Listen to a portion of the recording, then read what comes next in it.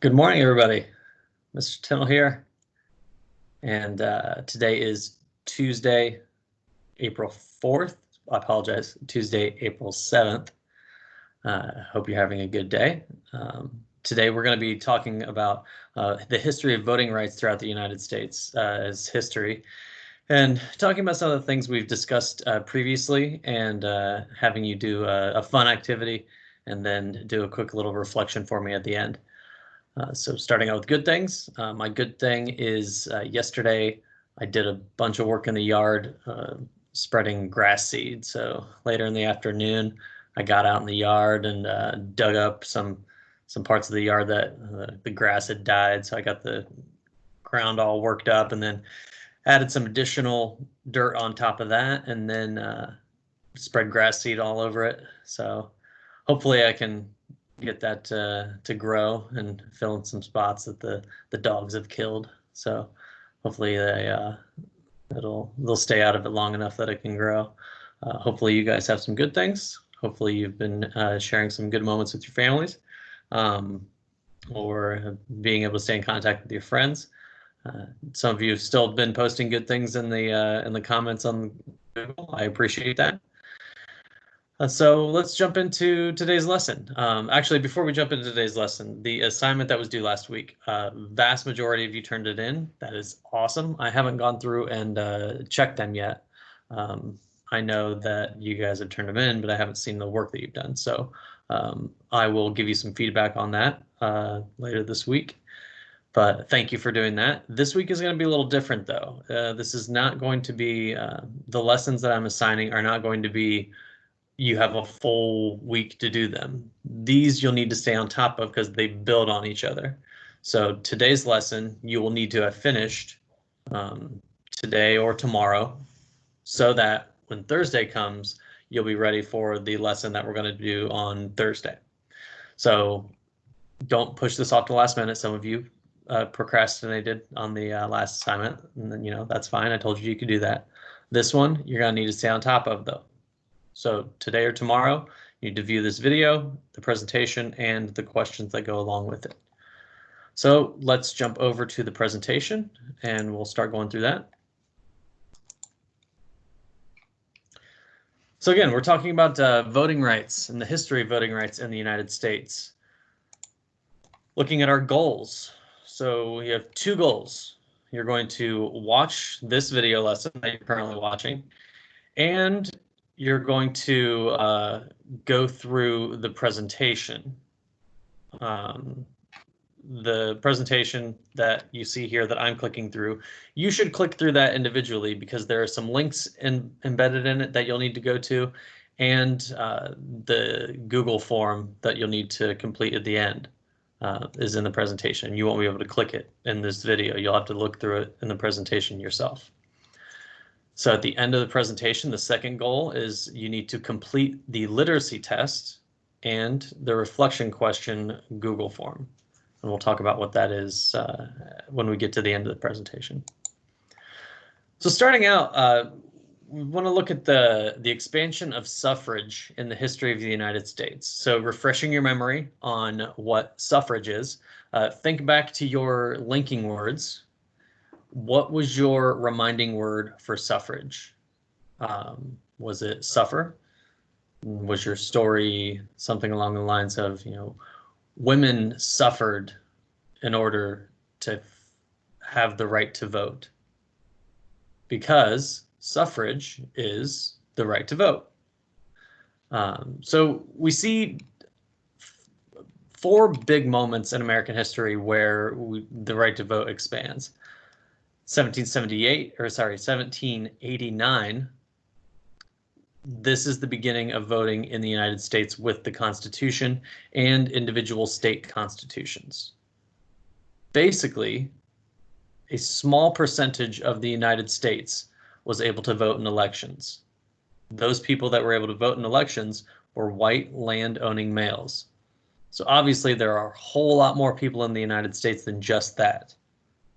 But at the beginning of the United States, when George Washington was elected president, a small number of Americans were able to vote. That expands in 1868 when we see male citizens, regardless of race, having the right to vote. And 1868, that should kind of ring a few bells in saying like, oh, well, that's around the Civil War. Yeah, that is after the Civil War, because this is the 15th Amendment. We talked about that. We talked about the Reconstruction Amendments. The 15th Amendment said anyone can vote regardless of race. And again, anyone technically meaning male citizens. But black or white, you could not have the right to vote taken away from you based on race. So we have quite a few years go by until we see women earning the right to vote. And we're going to talk about that a lot on Thursday. So make sure you see Thursday's lesson and seeing more about women's suffrage. But we're also going to talk about women's suffrage a little bit more in the next presentation too, because, or I apologize, next week we're going to see more on women's suffrage. The Roaring Twenties play a big role in women's rights and women's suffrage. Lastly, in 1972, we see anyone 18 or older can vote. So 1972, we will talk about more in the a Cold War unit. But in 1972, there was a major issue going on, the Vietnam War. 18-year-olds were going to fight in the Vietnam War, but they couldn't vote. So you had 18-year-olds going and fighting in a war that they had no say in. They had no ability to vote on a president to say, no, we shouldn't be going to war, or yes, we should be going to war. But it was very hypocritical to say, oh, well, you can go to war, but you can't vote. So 1972, that changes. Here we see the first vote. So this is the cover of Harper's.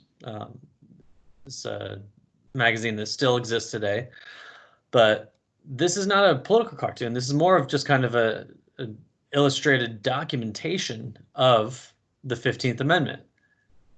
You see African American men earning the right to vote and utilizing that right to vote. Here we see major protests in women's suffrage. The lesson that we talk about on Thursday will cover this pretty thoroughly. But we see a major protest held in 1918 in Washington, D.C. Large groups of women organize to push for women's suffrage. So we see these the pictures here saying, Mr. President, how long must women wait for liberty? Mr. President, what will you do for women's suffrage?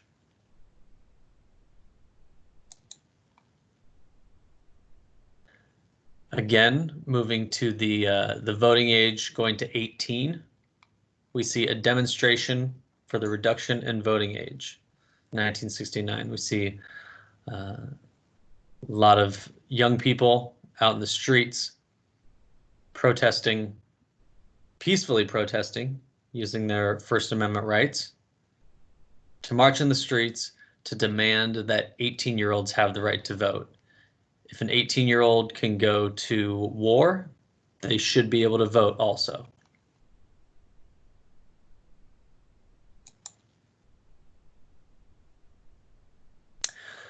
So this is jumping back to kind of Reconstruction era, Reconstruction pretty much 1870 to the 1960s. We saw a restriction on voting rights using poll taxes. So this says, pay your poll tax now. Deadline, January 31st. Vote and protect your rights and privileges. So a poll tax was money that you had to pay to vote. Now, that's obviously we could see that's wrong, especially considering the 15th Amendment. The 15th Amendment says you should have no restrictions on voting. Now, the 15th Amendment technically does not outlaw poll taxes, which is crazy. It's crazy that a very democratic process had a financial toll attached to it. We are going to see that change in the 1960s in the civil rights movement. One of the major goals in fighting in the civil rights movement was to remove poll taxes. So, poll taxes, paying money to vote. And here we see the poll tax receipt of a pretty famous American. Let's see here. This is Rosa Parks' poll tax receipt that she paid so that she could vote. This political cartoon is jumping further back to the Reconstruction era.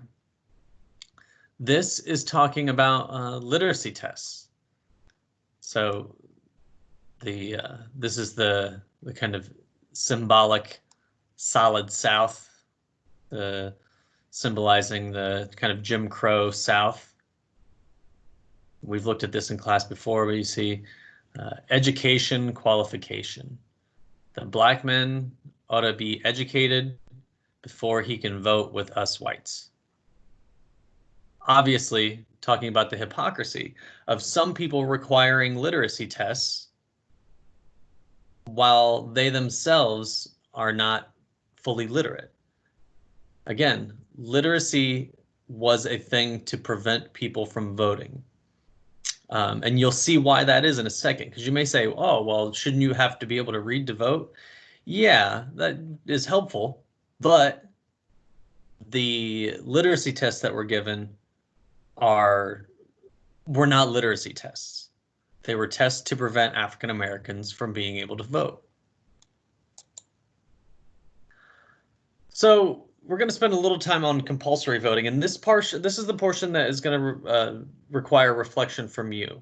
So this is a little bit of new material, but this is kind of an argument that I want you to think about which side you stand on. So, compulsory voting. Compulsory voting is requiring people to vote. When we come back to school, maybe I'll have Mr. Nichols come in and talk with us, because in Australia, voting is required. You have to go vote. If you do not vote, you can be fined. You will be fined. There's a penalty for not voting. In the United States, do we have compulsory voting? No, we do not have compulsory voting. Our voting rate is very low in the United States. Unfortunately, it should be much higher. Thinking about all of the major things that ride on us voting, but voting is not required in the United States. So these next two slides, I'm not going to read through them with you. I want you to take a minute to read through them when you're going through the presentation yourself. This is an argument for compulsory voting. So this slide is going to tell you this is why compulsory voting should exist. So it's an argument for compulsory voting. So you should take a minute and you should read through that. Here, these are arguments against compulsory voting. This is saying why compulsory voting is bad and saying why compulsory voting should not be allowed. Additionally, going back here, we have a link that goes to a separate video on should you be forced to vote. It's a good video, short, that is going to tell you more information on compulsory voting. So now we get, so you've gone through pros and cons, you know which side's which. Now we get to our exit ticket. Can you get a 9 out of 9 on this 1960s Louisiana literacy test and reflection question? So we have, if you click that link, it's going to bring this up. This says, can you get a 9 out of 9 on this 1960s Louisiana literacy test? So even with the passage of the 15th Amendment, voting rights for African Americans were restricted in the 1960s. One method of suppressing the rights of African Americans was through literacy tests. These are 9 questions from a literacy test given in Louisiana. In the original, there were 30 questions that you had to complete in 10 minutes. You could have no incorrect answers. So we're going to try to take a literacy test, and you will fill out your name, period.